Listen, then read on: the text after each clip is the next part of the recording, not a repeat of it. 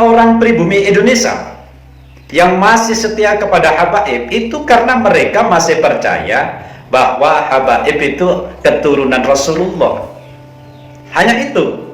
Kalau masalah ilmu, ya mohon maaf, masih lebih hebat ilmu agamanya orang-orang Nusantara atau ulama-ulama Nusantara, masih lebih hebat. Jadi kalau tahu habaib ini bukan keturunan Rasulullah, pasti orang-orang Nahdliyin meninggalkan. Masalahnya kualitas ilmunya jauh dari ulama-ulama Nusantara di Indonesia ini, jauh tidak banding sudah. Saya kira itu semua bisa diakui. Assalamualaikum warahmatullahi wabarakatuh. Bismillahirrahmanirrahim. Sahabat muslim dimanapun berada, membahas masalah NU. Pada kesempatan kali ini kita akan membahas 3 poin. Yang pertama, bila NU tumbang. Bila NU tumbang, saya yakin organisasi-organisasi Islam yang lain akan ikut berguguran satu demi satu. Paling tidak berkutik atas tindakan orang-orang yang mulai merongrong negara kita. Orang-orang yang demo-demo itu pasti tak akan terkendali, bahkan negara sekalipun tidak akan mampu menguasai, karena yang dibawa adalah rakyat pribumi Indonesia untuk melawan pemerintah. Ini fakta. Karena sesungguhnya orang-orang Nahdliyin yang asli tetap satu komando sam'an wa ta'atan kepada seluruh ulama Nusantara di kalangan NU. Jadi sifat sam'an wa ta'atan dari orang-orang NU sampai hari ini tetap, mulai dari kepemimpinan Mbah Hashim sampai hari ini orang-orang NU tetap sam'an wa ta'atan. Apa itu sam'an wa ta'atan? Siap laksanakan, kecuali mereka dari orang-orang NU atau ulama-ulama NU yang sudah terpengaruh oleh klan Ba'alawi atau Habaib Indonesia. Mereka sudah mulai goyah menghadapi situasi di negeri ini. Demikian pula Banser, mereka sangat sam'an wa ta'atan. Mereka rela berjuang, mereka rela mati demi negeri yang tercinta atau NKRI. Kecuali Banser yang sudah ikut klan Ba'alawi atau Habaib Indonesia, mereka akan menyerang Banser-Banser yang masih setia kepada ulama-ulama Nusantara. Pasti itu. Buktinya apa? Banyak dari Habaib yang memprovokasi Banser, bahkan memprovokasi orang-orang pribumi atau orang-orang Nahdliyin untuk tidak ikut serta kepada orang-orang Nusantara atau ulama-ulama NU. Dan disinilah mulai pecah menjadi 2. Ada orang-orang Nahdliyin yang ikut Habaib, ada orang-orang Nahdliyin yang ikut ulama Nusantara asli. Dan jangan ada anak ibu jadi ansor apalagi Banser. Ingetin nih, sampai mampus tidak ada kata Banser. Dan jangan ada anak ibu mengikuti ajaran Islam Nusantara. Saya yang bertanggung jawab atas perbuatan laknat mereka. Ini fakta yang terjadi saat ini. Jadi ini yang pertama, bila NU tumbang. Jadi nanti akan berguguran satu demi satu, sehingga negeri ini tidak akan terkendali, karena Banser pun akan kocar-kacir. Kalau hari ini Banser masih siap siaga 100%, kecuali sebagian kecil yang sudah ikut Habaib klan Ba'alawi. Bahkan di kalangan Habaib ini ada yang menghina Ketua GP Ansor dengan sangat menyakitkan sekali. Yakut dengan iblis sama atau tidak? Yakut dengan iblis sama atau tidak? Yakut dengan iblis sama atau tidak? Saya katakan, hei kalian, saya katakan kepada kalian, dengarkan baik-baik. Ketika Yakut ingin menginjakkan tanah ke Ciamis, Yakut mau datang ke Ciamis, kira-kira terima atau jangan? Terima atau jangan? Terima atau jangan? Betul. Ayo kita rame-rame membela para Ba'alawi, membela para habaib. Yang nomor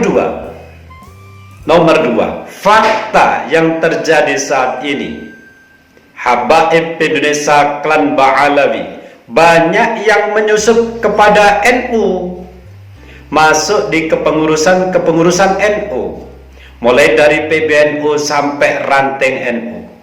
Mereka masuk ke sana sehingga kebijakan pengurus-pengurus yang mempunyai anggota dari habaib ini akan menjadi sulit untuk mengendalikan organisasi itu sendiri. Karena apa? Organisasi NU mulai dikendalikan oleh habaib secara pelan-pelan. Menurut pandangan kami, habaib itu sebenarnya bukan orang NU. Mereka itu adalah imigran Yaman atau orang-orang pengurus dari Robitoh Alawiyah atau anggota Robitoh Alawiyah. Demikian pula orang-orang pribumi Indonesia itu bukan orang Robitoh Alawiyah, tapi Robitoh Alawiyah punya pengikut, yaitu orang-orang Nahdiyin, orang-orang pribumi Indonesia. Seakan-akan memang beda, ya memang beda. Bedanya di mana? Robitoh Alawiyah, habaib Indonesia, punya kebanggaan kota yang namanya Kota Tarim. Namun orang-orang Muslim pada umumnya termasuk warga NU punya kebanggaan kota seorang Muslim, yaitu Makkah Al-Mukarramah dan Madinatul Munawwarah. Namun bagi kalangan habaib, Kota Tarim lebih hebat. Itu menurut pandangan mereka masalah Kota Tarim. Sedangkan mereka juga punya madhab. Kita orang NU punya 4 madhab. Yang kita pakai di Indonesia madhab Imam Syafi'i. Tapi orang-orang Ba'alawi, habaib Indonesia, punya madhab atau punya imam madhab sendiri yang jauh lebih hebat dari Imam Syafi'i, yaitu Habib Ahmad bin Zaid. Ini menurut mereka lebih hebat dari Imam Asy-Syafi'i. Itu menurut Ba'alawi habaib Indonesia. Dan juga golongan kita orang NU ini mempunyai Sultanul Auliya, yaitu Syekh Abdul Qadir Al-Jilani radhiyallahu anhu. Tetapi orang-orang Ba'alawi habaib Indonesia juga punya Sultanul Auliya yang lebih hebat dari Syekh Abdul Qadir Al-Jilani, yaitu Habib Al-Faqih Al-Muqaddam bin Ali Ba'alawi. Itulah menurut versi-versi habaib Indonesia terkait masalah akidah. Makanya akidah mereka itu beda dengan akidah orang NU, sehingga bisa dikatakan mereka itu bukan orang NU. Karena apa? Akidah yang ditanamkan kepada orang NU itu bukan akidah NU. Di dalam Ratibul Haddad tidak ada tawasul yang asli pada Syekh Abdul Qadir Al-Jilani. Aslinya ya pada Al-Faqih Al-Muqaddam, yaitu memang pembawaan mereka tidak masalah. Tapi kita orang NU wajib setiap zikir apapun ada tawasul kepada Syekh Abdul Qadir Al-Jilani radhiyallahu anhu. Contoh yang di PBNU, seandainya di PBNU tidak ada habaib di dalamnya, di dalam kepengurusan, tesis Kiai Haji Imaduddin Usman Al-Bantani hari ini akan membobol semua orang-orang Ba'alwi, bahkan orang-orang Nahdiyin yang sudah ikut Ba'alwi ini akan kembali 100%. Tapi karena di dalam PBNU banyak kelompok habaib, maka kebijakan untuk menyampaikan tesis Kiai Haji Imaduddin Usman Al-Bantani menjadi terkendala. Padahal tesis Kiai Haji Imaduddin Usman Al-Bantani ini adalah ilmiah, sangat ilmiah. Hanya satu ulama nasional yang berani bersuara dengan tegas dan jelas atas tesis Kiai Haji Imaduddin Usman Al-Bantani, yaitu mantan PBNU Kiai Haji Syahid Agil Siraj, yang masih bisa menggunakan logika akal sehat. Ustaz siapa? Nur Fadli. Tubagus Nur Fadli ini berhasil dengan susah payah menelusuri semua hal ini. Kesimpulannya, Wali Songo bukan dari Ba'alawi bin Ahmad Al-Muhajir. Artinya Wali Songo tidak kita ragukan bahwa beliau adalah keturunan Rasulullah SAW, bukan dari Ba'alawi. Nah, jadi masih ada masalah besar. Kalau mau selesai, ini habaib ini turunan siapa? Sehingga terkait klan Ba'alawi ini kalau secara ilmiah lanjut aja, karena yang dilakukan Kiai Imad ini adalah secara ilmiah, penelitian kitab nasab dan penelitian kajian ilmiah tes DNA. Ini adalah semua fakta dan real. Maka dari itu sangat membingungkan, sangat aneh jikalau kepengurusan PBNU tidak merespon dari Kiai Haji Imaduddin Usman Al-Bantani, dan justru sebaliknya malah membela dari habaib Ba'alwi di Indonesia ini. Sahabat muslim dimanapun berada, keberadaan habaib di kalangan kepengurusan terutama di PBNU ini hari ini sudah memecah belah umat. Keberadaan habaib di PBNU saat ini dalam menyikapi tesis Kiai Haji Imad sudah memecah belah umat NU atau orang-orang Nahdiyin.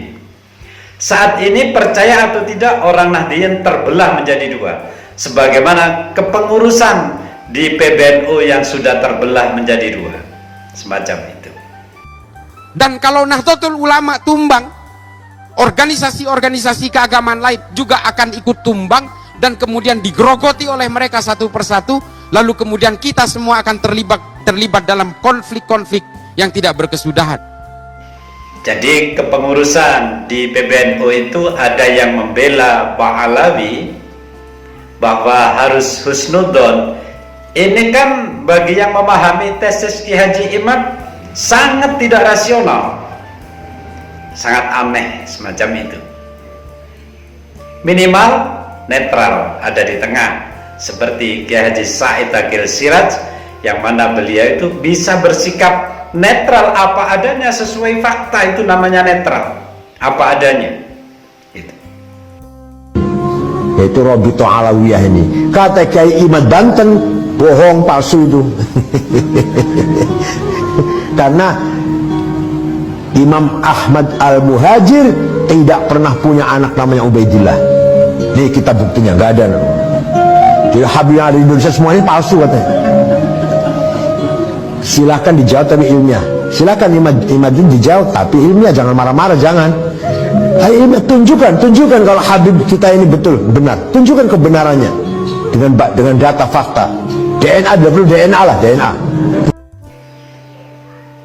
Dan saat ini umat terbelah menjadi dua, semacam itu. Karena apa?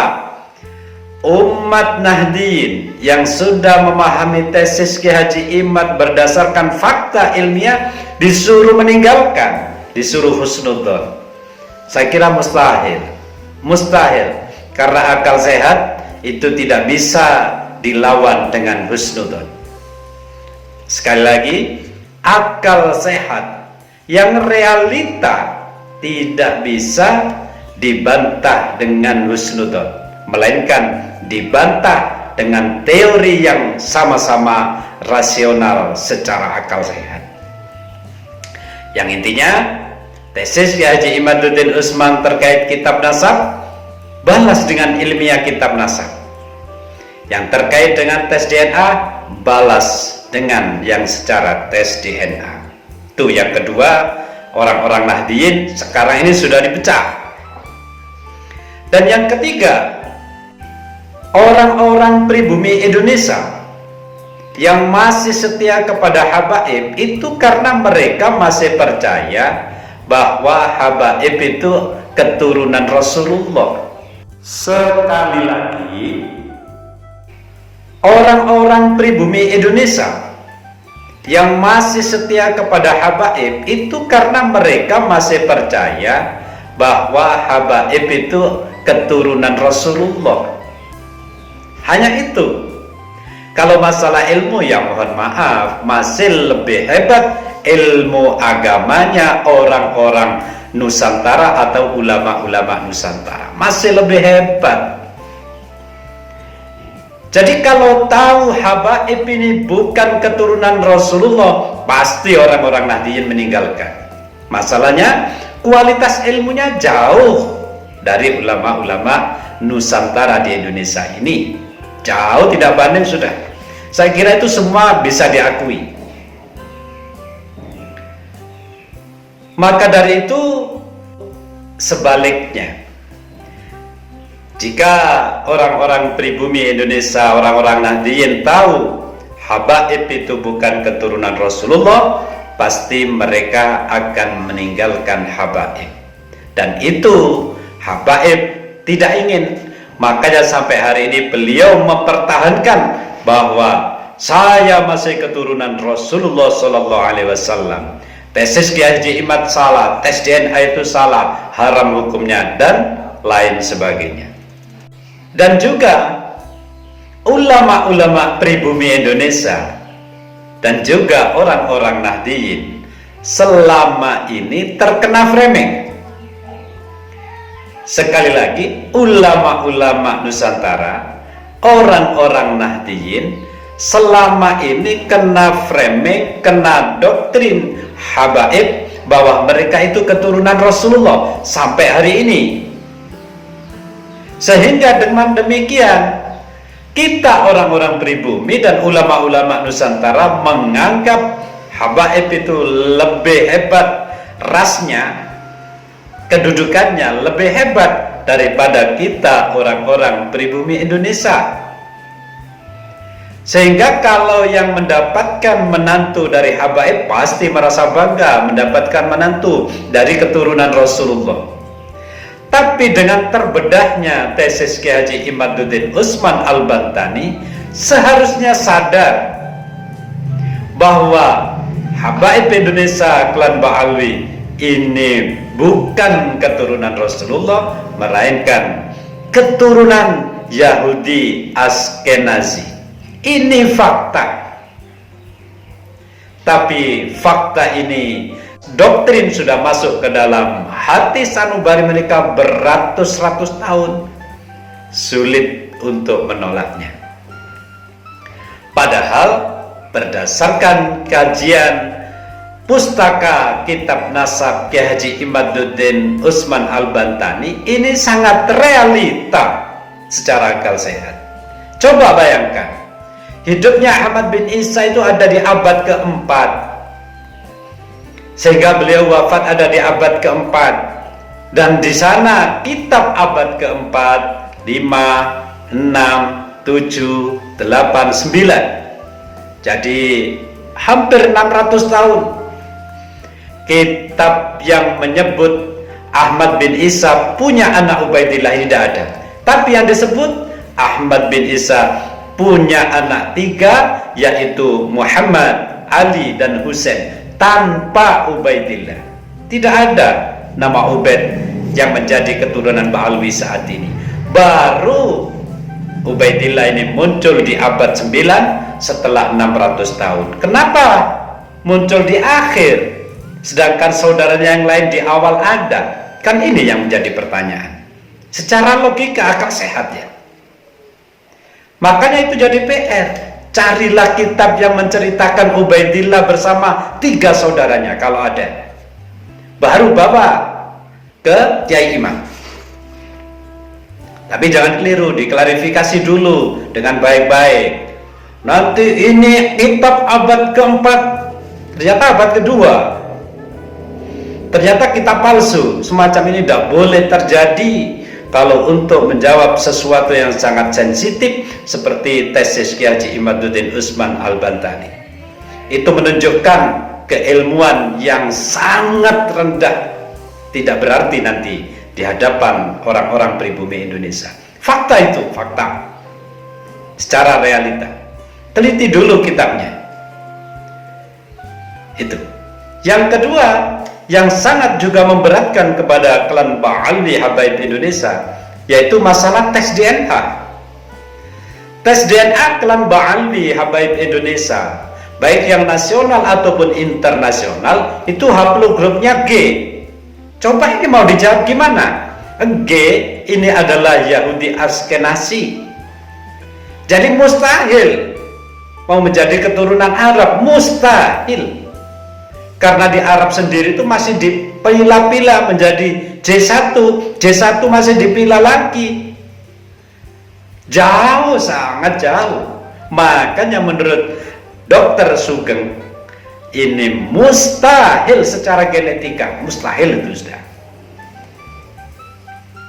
Inilah realita yang harus kita pahami saat ini, bahwa PR Habaib menjawab tes DNA saya kira kesulitan. Makanya Kiai Imad sangat percaya diri dari gabungan tesisnya yang melibatkan pustaka, filologi, melibatkan kajian ilmiah tes DNA, ini akan menjadi booming yang menghancurkan klan Ba'alwi, bahwa mereka klan Ba'alwi Habaib Indonesia putus nasab kepada Rasulullah Sallallahu Alaihi Wasallam dengan yakin, bahkan hakul yakin.